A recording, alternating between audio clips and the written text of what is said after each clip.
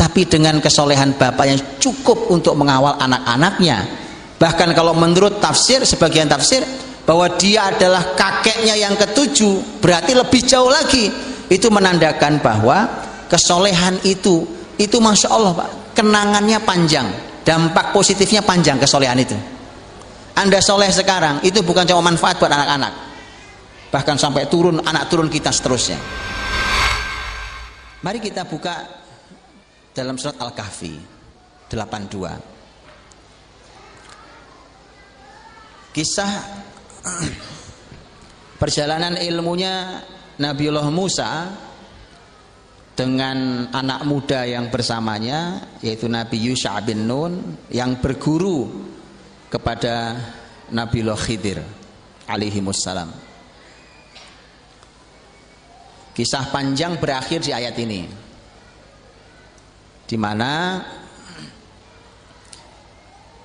Nabiullah Khidir harus menjelaskan satu-satu. Seperti Bapak Ibu yang sudah tahu kisahnya, sampailah kita pada ayat wa ammal jidaru fakana li ghulamaini yatimaini fil madinah wa kana tahtahu kanzul lahuma wa kana abuhuma sholiha fa arada rabbuka ayyablugha ashuddahuma wa yastakhrija kanzahuma rahmatan mir rabbik.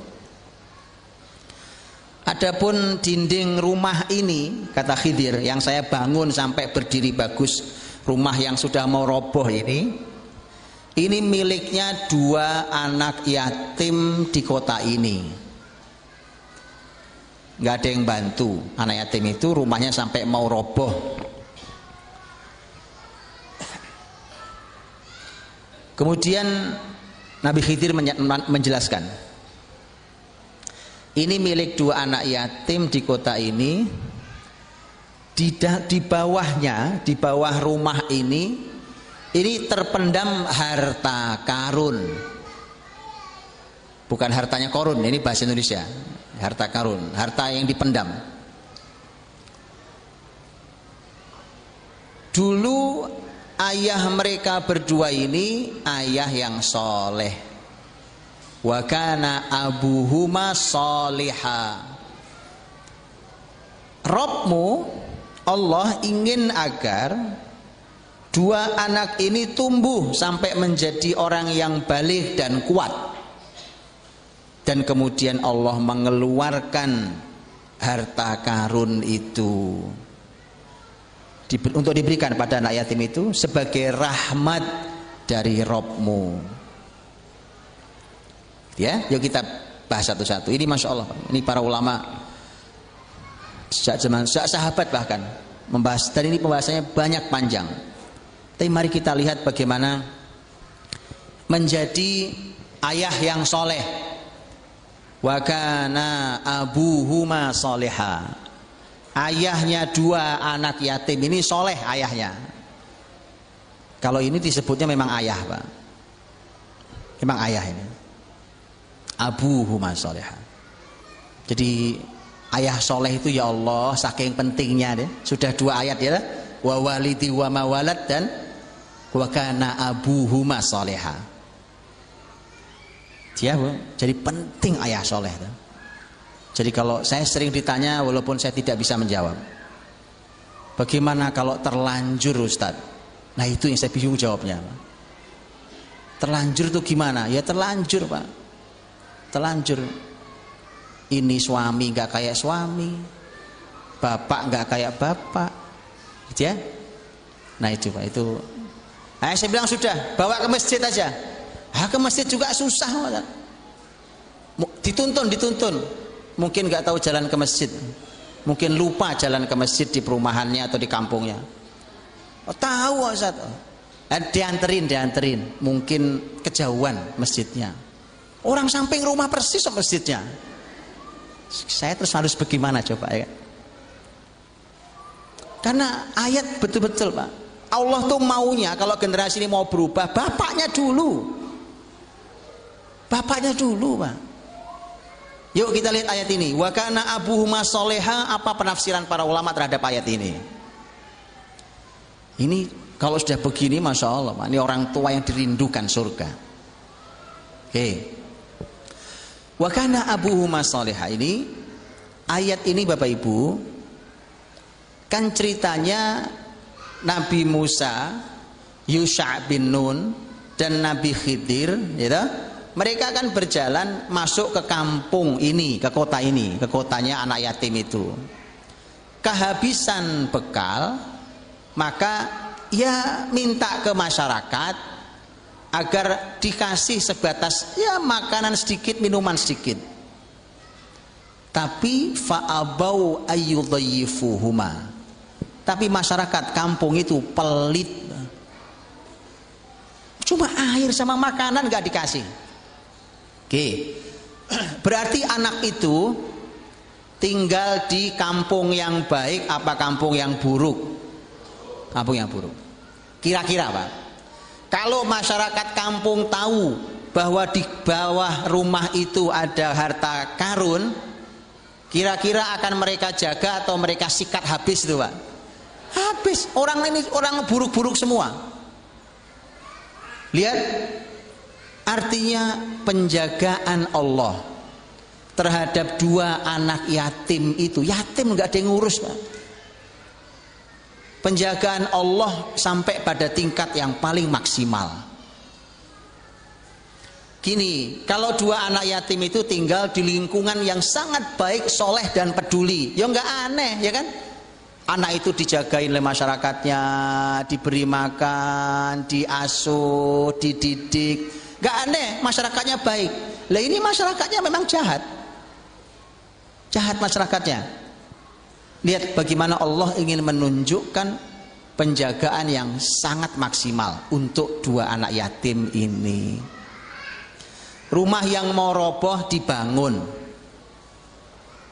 Hebatnya anak yatim itu dibandingkan kita.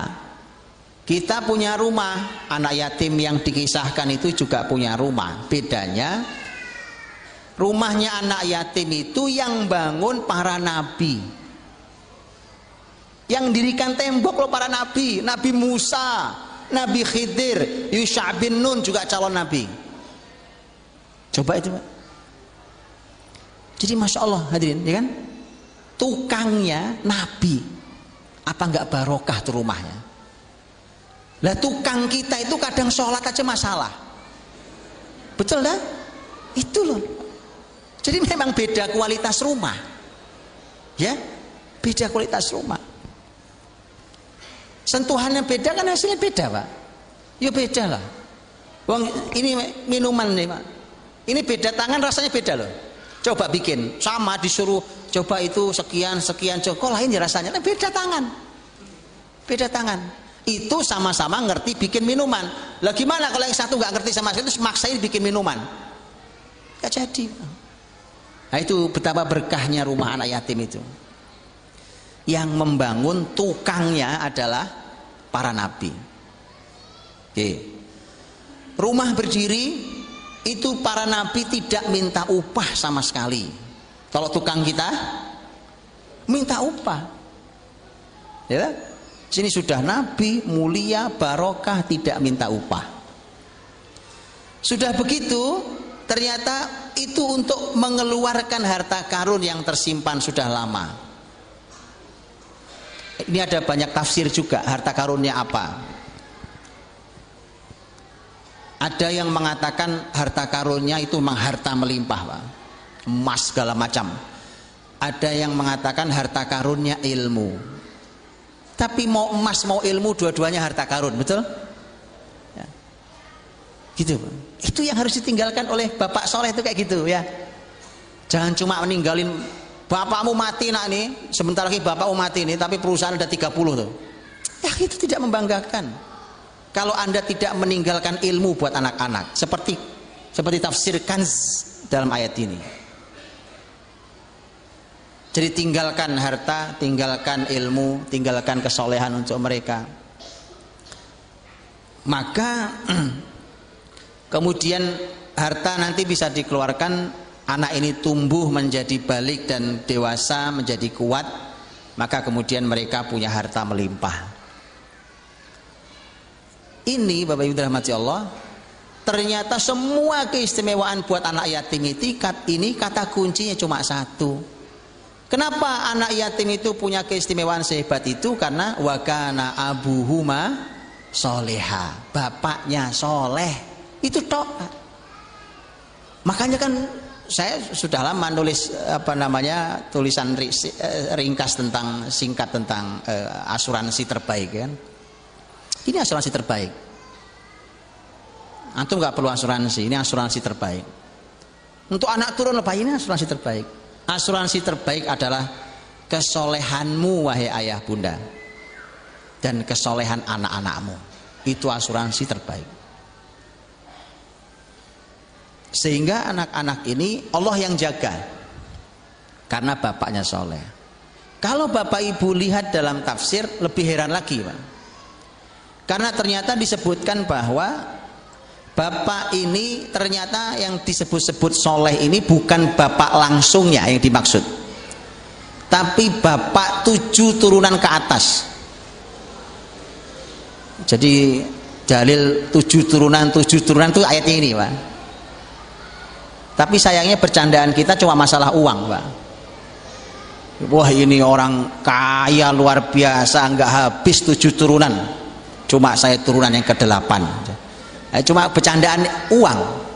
Padahal yang dimaksud ayat ini bukan hanya uang tapi kesolehan. Ya. Makanya Abdullah bin Abbas, sahabat mulia, ahli tafsir, beliau mengatakan Allah menjaga 2 anak yatim ini karena kesolehan ayah mereka. Allah menyebut kesolehan ayah mereka dan Allah tidak menyebut kesolehan anak itu. Ngerti maksudnya? Bapak Ibu silahkan baca, di ayat itu tidak ada Allah menyebut bahwa anak itu anak soleh. Abdullah bin Abbas sampai segitunya menyampaikan, coba lihat, itu bapaknya saja soleh sudah cukup, walau tidak disebutkan kesolehan anaknya, walaupun juga tidak disebutkan bahwa ini anak nakal, tapi nggak dipuji-puji Allah kesolehan anak ini. Tapi dengan kesolehan bapak yang cukup untuk mengawal anak-anaknya. Bahkan kalau menurut tafsir, sebagian tafsir, bahwa dia adalah kakeknya yang ke-7, berarti lebih jauh lagi. Itu menandakan bahwa kesolehan itu Masya Allah Pak, kenangannya panjang, dampak positifnya panjang kesolehan itu. Anda soleh sekarang, itu bukan cuma manfaat buat anak-anak, bahkan sampai anak turun kita seterusnya. Nabi Ibrahim contohnya. Ya, Nabi Ibrahim contohnya yang paling nyata.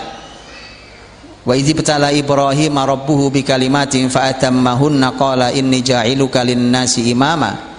Ini kan Ibrahim yang luar biasa soleh, lulus dari ujian Allah, kemudian diberi penghargaan oleh Allah bahwa dia dijadikan pemimpin untuk seluruh manusia. Maka jawaban Ibrahim, qala wa min dzurriyyati, ya Allah anak turunku juga.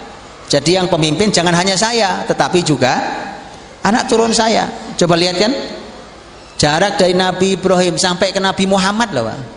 Nabi Muhammad juga anak turun Nabi Ibrahim. Bahkan pemimpinnya para pemimpin, pemimpinnya para nabi. Segitu panjang ya kesolehan itu segitu panjang manfaatnya. Oke ya, jadi yang soleh, bapak ibunya yang soleh ya. Ini jadikan ini sebagai kalimat pengingat Pak. Kadang-kadang kita di rumah soleh tapi kalau sendirian digodain setan gitu ya. Nah jadikan ini pengingat Pak.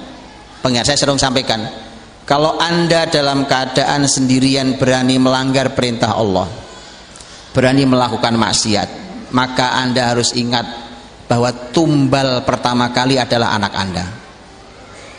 Tumbalnya adalah anak Anda. Ya, jadi supaya jadi penghalang buat kita. Baik, itu sebagian dari penjelasan tentang wakana abuhuma soleha.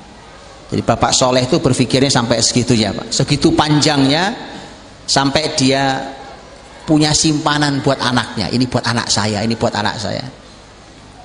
Ini karena ini cukup bahaya Bapak Ibu. Begini, saya kemarin kedatangan tamu seorang ustadz. Beliau datang dengan istrinya. Beliau bercerita ke saya bahwa kakek atau buyutnya itu dulu seorang ahli ilmu agama, seorang santri.